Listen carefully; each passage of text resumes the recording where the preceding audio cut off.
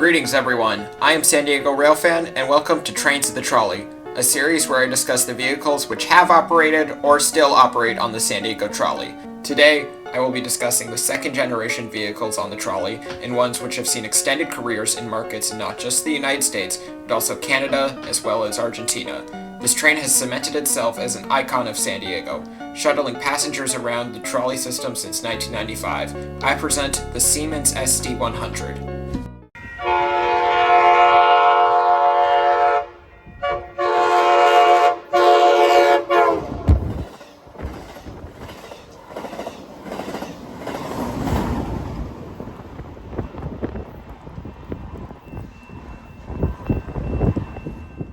The San Diego Trolley had been officially opened in 1981 and had proven to be a resounding success, with the Orange Line, then known as the Euclid Line, opening in 1986 in order to spread the system to other parts of the city. By the year 1990, the San Diego Trolley was transporting over 60 million passengers a year.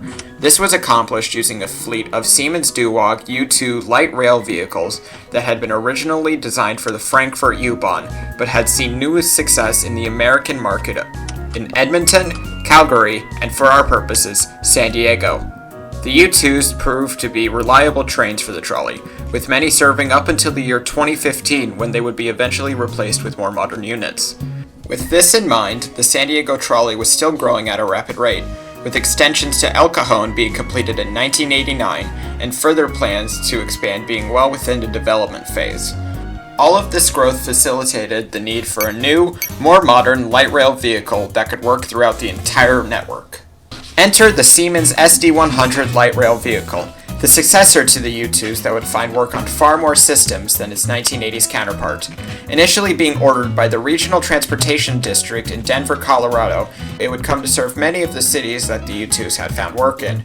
These would include the aforementioned Denver, Calgary, Edmonton, Salt Lake City, and San Diego. With Denver receiving its own examples in 1994, San Diego would soon see its own examples in 1995 after an order had been put out in the year 1993. These units were based on the U2 and were thus a direct successor for them.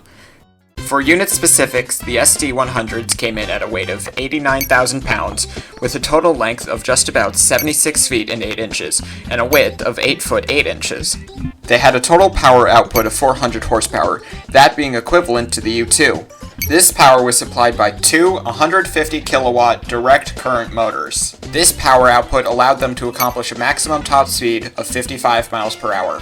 As for passenger numbers, the trains were able to comfortably seat 64 people, however they were designed to carry up to 190 people. A total of 52 units were delivered to the San Diego Trolley in 1995, and would quickly find themselves capable of serving the rapidly growing system. The San Diego units were numbered 2001 to 2052 and would all be constructed by Siemens Mobility in their plant in Florin, California. By this time, Siemens had been firmly established within the United States, and thus all units were able to be constructed in the same facility. With the specifications out of the way, let's get back to the history.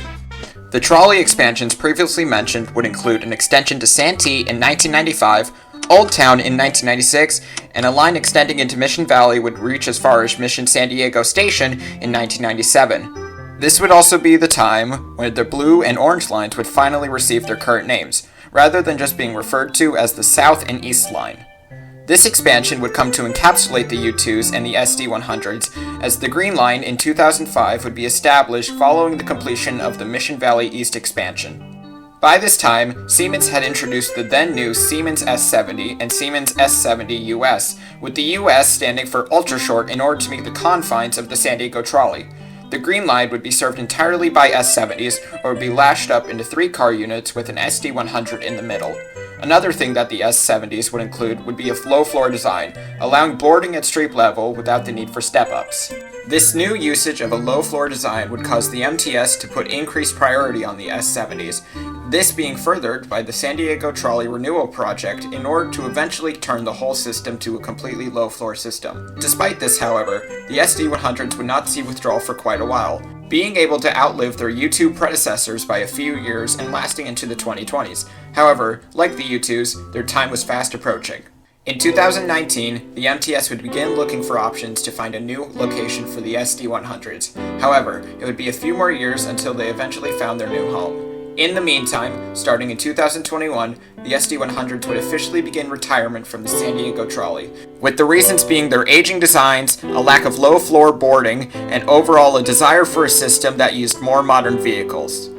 This had been after the SD-100s had already been used only in last ups with the aforementioned S70s. However, this would not be the end of the SD-100s, as the San Diego units would eventually see new work in the same place where a handful of the U2s had been relocated. This place being Mendoza, Argentina, with Metro Trenvina Mendoza taking on the new units for the light rail system. I was unable to personally locate which of the 52 units would be sent over to Argentina.